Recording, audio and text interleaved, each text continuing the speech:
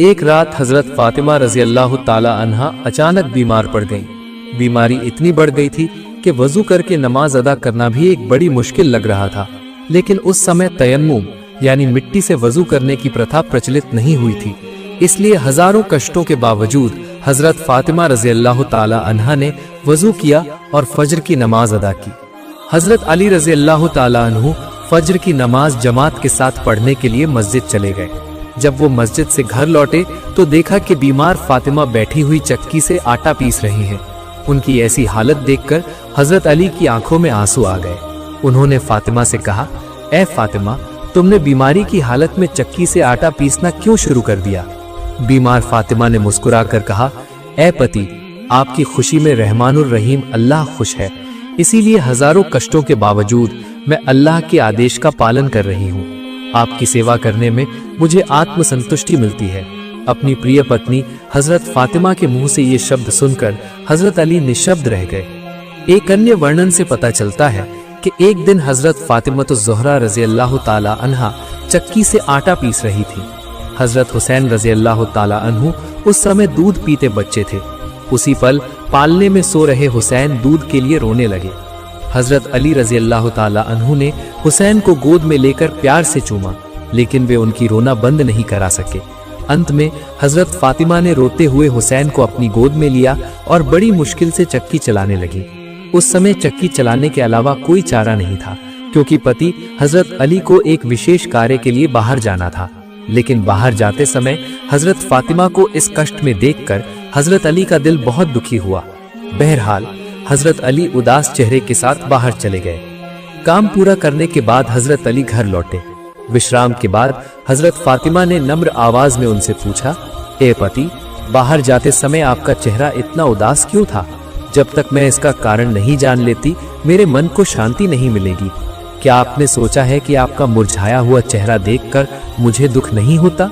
हजरत फातिमा की इस प्यार भरी बात को सुनकर हजरत अली ने कहा, वैसी कोई बात नहीं है, बस घर से निकलते समय तुम्हें बच्चे को गोद में लेकर चक्की चलाते देख मेरे मन को बहुत दुख पहुंचा था। हजरत अली की बात सुनकर हजरत फातिमा ने मुस्कुराकर कहा, पति के घर के हजारों कष्टों के बदले ही नारी जीवन का अमूल्य रत्न प्राप्त होता है। अगर पति के चेहरे पर मुस्कान लाई जा सके तो उसमें मुझे असीम शांति मिलती है। और सबसे खुशी की बात यह है कि पति की खुशी में दुनिया का मालिक अल्लाह खुश होता है। फातिमा की इन पवित्र बातों को सुनकर हजरत अली की आंखों से अनजाने में ही आंसू छलक पड़े। मेरे प्रिय मित्रों, हजरत फातिमा और हजरत अली के बीच गहरे प्रेम के बावजूद वैवाहिक जीवन में छोटी मोटी बातों पर अनबन ना हुई हो, ऐसा नहीं है, बल्कि इंसान होने के नाते ऐसा होना स्वाभाविक है। एक दिन हजरत फातिमा और हजरत अली के बीच किसी बात पर चर्चा हो रही थी। तभी अचानक हजरत फातिमा के मुंह से एक कड़वा शब्द निकल गया।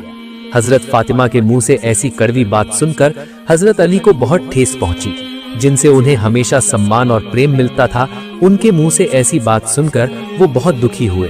खैर, हजरत अली हजरत फातिमा से नाराज होकर उन्हें बिना कुछ कहे घर से बाहर चले गए और रात को भी घर नहीं लौटे। उनके इस मनमुटाव की खबर प्रिय नबी सल्लल्लाहु अलैहि वसल्लम तक पहुंची। तब अल्लाह के नबी हजरत अली को ढूंढने निकल पड़े। ढूंढते ढूंढते उन्होंने देखा कि अली मस्जिद में धूल मिट्टी में सो रहे हैं। अल्लाह के नबी ने उन्हें इस हालत में देखकर ए अबू तुराब यानी ए मिट्टी वाले बाप कहकर पुकारा और उठाया और कहा, जल्द ही घर चलो। अल्लाह के आदेश पर हजरत अली उनके साथ घर चले गए। इसके बाद रसूल अकरम सल्लल्लाहु अलैहि वसल्लम ने दोनों को नसीहत दी और उनके बीच के विवाद को सुलझाते हुए कहा कि तुम सुख से रहो। एक अन्य वर्णन में देखा गया है कि एक बार किसी बात को लेकर हजरत अली रजी अल्लाह ताला अन्हु से कोई ऐसा काम हो गया जिससे हजरत फातिमा उनसे नाराज होकर घर छोड़कर चली गईं। फिर उन्होंने नबी करीम सल्लल्लाहु अलैहि वसल्लम से इसकी शिकायत की। इस बीच हजरत अली भी वहां पहुंच गए। हजरत फातिमा ने हजरत अली के सामने ही पिता से उनकी शिकायत की। अल्लाह के नबी सल्लल्लाहु अलैहि वसल्लम ने फातिमा की बात सुनकर हजरत अली से कुछ भी पूछे बिना फातिमा की ओर देखा और कहा, ए फातिमा, ये मुमकिन नहीं कि अली हर मामले में तुम्हारी पसंद के मुताबिक ही चले। तुम्हें भी सब्र यानी धैर्य के साथ चलना चाहिए। अपने पिता मोहम्मद रसूलुल्लाह की ये बात सुनकर हजरत फातिमा ने कुछ नहीं कहा। वे अपनी गलती समझकर शर्मिंदा हुई और पति के साथ घर लौट आईं।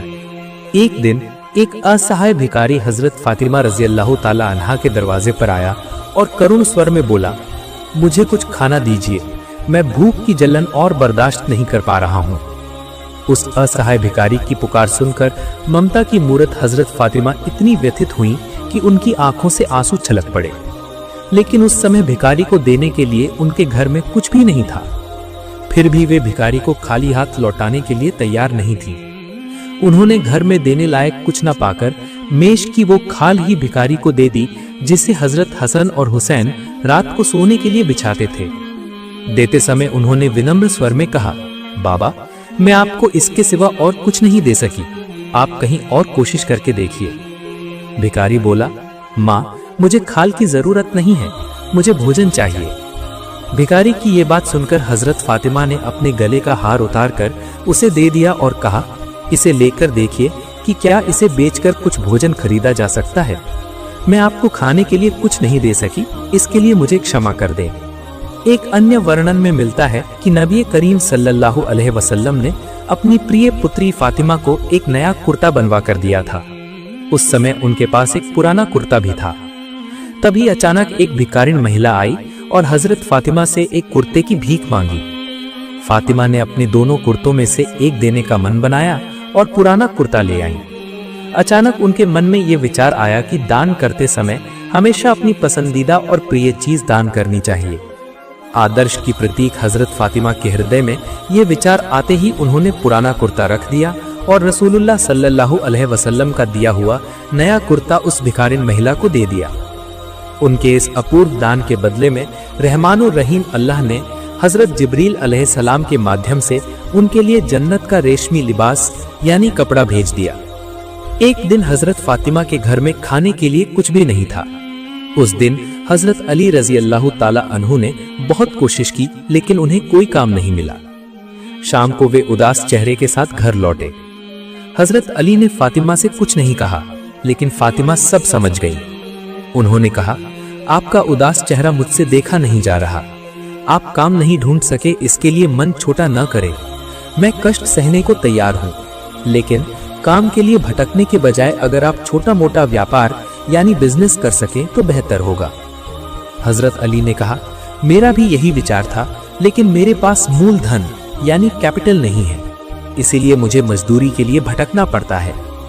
तब हजरत फातिमा ने कहा, मेरे साढ़ू हजरत उस्मान रजी अल्लाह ताला अन्हु एक बड़े धनी व्यक्ति हैं। आप उनसे व्यापार के लिए कुछ पैसे उधार मांग कर देख सकते हैं। अगर पैसों का इंतजाम हो जाए तो कोई भी काम शुरू कर दे। हजरत फातिमा की इस बात पर हजरत अली सहमत हो गए। हजरत फातिमा रजी अल्लाह ताला अन्हा की बात मानकर अगले दिन सुबह उठकर हजरत अली रजी अल्लाह ताला अन्हु हजरत उस्मान रजी अल्लाह ताला अन्हु के घर की ओर निकल पड़े। कुछ दूर चलने के बाद ही उन्होंने देखा कि एक अपरिचित व्यक्ति एक ऊंट लेकर सड़क के बीच में खड़ा है। उस व्यक्ति ने हजरत अली को देखते ही कहा, भाई, क्या आप ये ऊंट खरीदेंगे? तब हजरत अली ने कहा, मन में इच्छा तो बहुत है, लेकिन ऊंट खरीदने के लिए मेरे पास पैसे नहीं हैं। तब उस व्यक्ति ने कहा, आप मुझे नहीं जानते, लेकिन मैं आपको जरूर पहचानता हूँ। आप विश्व नबी सल्लल्लाहु अलैहि वसल्लम के दामाद हजरत अली हैं। अगर आप 100 दिरहम के बदले ये ऊंट खरीदना चाहते हैं तो मैं आपको उधार दे दूंगा। आप अपनी सुविधा के अनुसार इसे बेचकर मेरा हिस्सा मुझे लौटा दीजिएगा। उस व्यक्ति की बात मानकर हजरत अली ने 100 दिरहम की कीमत तय करके उधार में ऊंट खरीद लिया। इसके बाद वे घर की ओर चल दिए। कुछ ही दूर चले थे कि उनकी मुलाकात एक और व्यक्ति से हुई।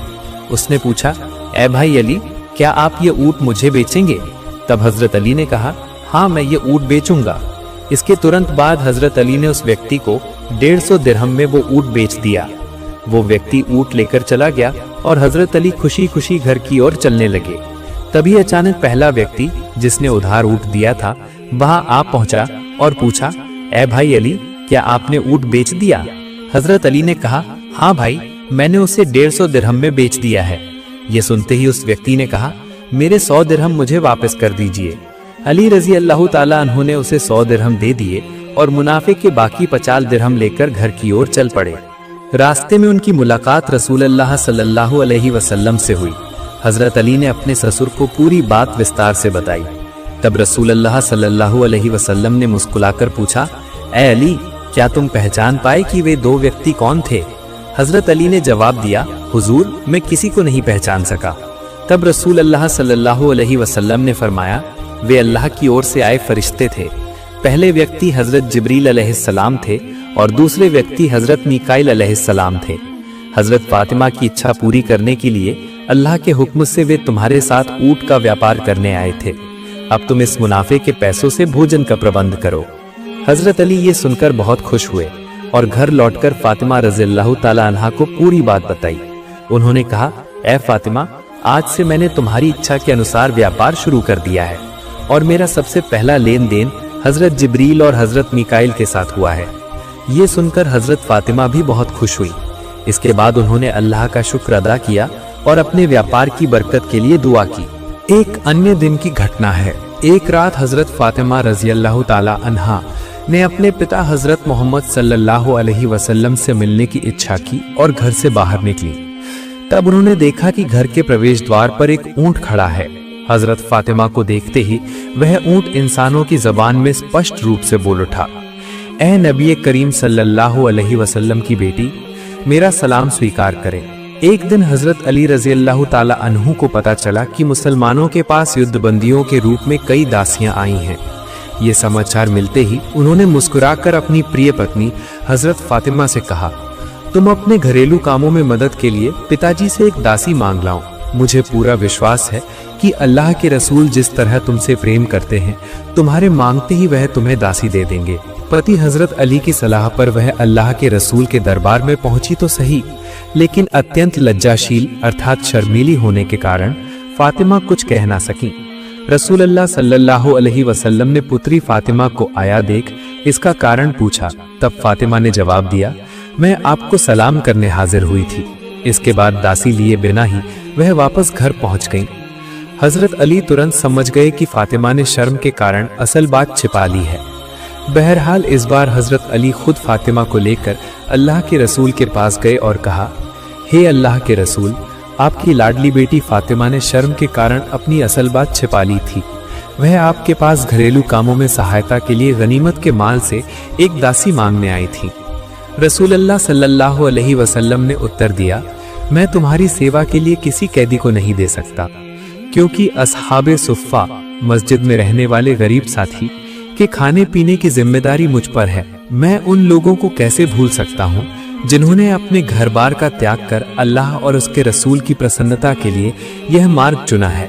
यह कहने के बाद उन्होंने अपने जिगर के टुकड़े फातिमा से कहा, हे माँ फातिमा, तुम सब्र करो। वास्तव में वही महिला उत्तम है जिससे उसके परिवार के लोगों को लाभ पहुंचे।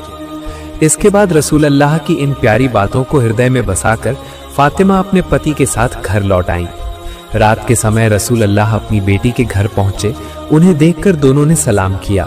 तब अल्लाह के रसूल ने फरमाया, तुमने जो मुझसे मांगा था, क्या मैं तुम्हें उससे भी उत्तम वस्तु न दूं? तब उन्होंने अत्यंत आदर के साथ कहा, जी हाँ या रसूलुल्लाह, हम जरूर राजी हैं। तब उनकी ओर देखते हुए रसूलुल्लाह ने फरमाया, मुझसे हजरत जिब्रील अलैहिस्सलाम ने नमाज के बाद 3 वाक्य पढ़ने के लिए कहा है। वे 3 वाक्य ये हैं, तुम नमाज के बाद 33 बार सुभान अल्लाह, 33 बार अल्हम्दुलिल्लाह और 34 बार अल्लाहु अकबर पढ़ना। रात को बिस्तर पर जाने से पहले भी रोजाना यही अमल करना, तो एक दासी जो काम करती उस काम की बरकत अल्लाह तुम्हारे काम में ही अता फरमाएगा। बाद में हजरत अली कहते हैं, जिस दिन से रसूलुल्लाह ने हमें ये दुआ पढ़ने को कहा, मैं आज तक इन पवित्र वाक्यों को पढ़ना नहीं भूला। यह सुनकर एक सहाबी ने पूछा, क्या आपने सिफ़ीन के युद्ध की रात भी ये दुआ पढ़ी थी? अली रज़ियल्लाहु ताला अन्हु ने जवाब दिया, हाँ, मैंने ऐतिहासिक सिफ़ीन के युद्ध की रात भी ये दुआ पढ़ी थी। एक अन्य वर्णन से पता चलता है कि किसी समय नबी करीम सल्लल्लाहु अलैहि वसल्लम अपनी प्रिय पुत्री फातिमा के घर गए और देखा कि फातिमा ने ऊंट की खाल पहन रखी है जिसमें 13 पैबंद लगे थे। उस समय वह चक्की पीस रही थी और अल्लाह की किताब कुरान की आयतें पढ़ रही थी। अपनी लाडली बेटी का ऐसा कष्ट देखकर रसूलुल्लाह ने मन छोटा नहीं किया, बल्कि बेटी से कहा, ऐ फातिमा, सब्र के जरिए इन दुनिया के दुखों को खत्म करो और आखिरत की स्थायी शांति और खुशी का इंतजार करो। रहमान और रहीम अल्लाह तुम्हें उत्तम पुरस्कार देगा। एक दिन हजरत फातिमा रजी अल्लाह ताला अन्हा मस्जिद नबवी में तशरीफ लाईं और रोटी के कुछ छोटे टुकड़े रसूलुल्लाह सल्लल्लाहु अलैहि वसल्लम के पवित्र हाथों में दिए। रसूलुल्लाह सल्लल्लाहु अलैहि वसल्लम ने तब फातिमा से पूछा, रोटी के ये छोटे टुकड़े तुम्हें कहां से मिले? तब जवाब में फातिमा ने नम्र स्वर में कहा, अब्बा जी, थोड़े से जौ पीसकर रोटियां बनाई थीं। जब हम खा रहे थे तब आपकी याद आई, इसलिए आपके लिए थोड़ा सा हिस्सा रख लिया था। 3 वक्त फाके यानी भूखा रहने के बाद आज नसीब से हमें ये रोटी मिली है। नबी करीम सल्लल्लाहु अलैहि वसल्लम ने अपनी बेटी फातिमा की दी हुई वो रोटी खाई और फरमाया, मैं 4 वक्त भूखा रहने के बाद आज तुम्हारे दिए हुए रोटी के टुकड़े को मुंह में ले रहा हूँ। हजरत अली रजी अल्लाह ताला अन्हु स्वयं अपनी आर्थिक स्थिति का वर्णन करते हुए कहते हैं, हजरत फातिमा के साथ जब मेरा निकाह हुआ तब मेरी हालत ऐसी थी कि मेरे पास केवल एक पुराना चमड़ा था।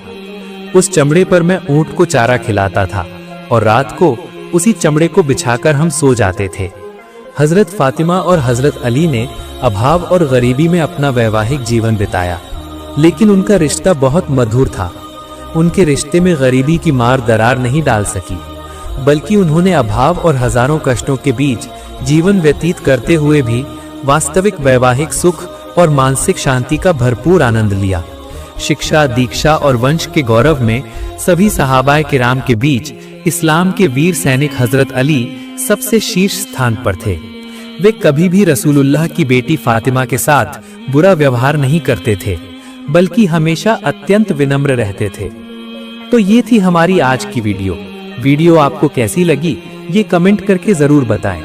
ऐसे ही और नबी, रसूलों और सहाबाए किराम की जीवन गाथाएं पाने के लिए हमारी वीडियो को एक लाइक दें और चैनल को सब्सक्राइब करके हमारे साथ बने रहें। आज के लिए बस इतना ही।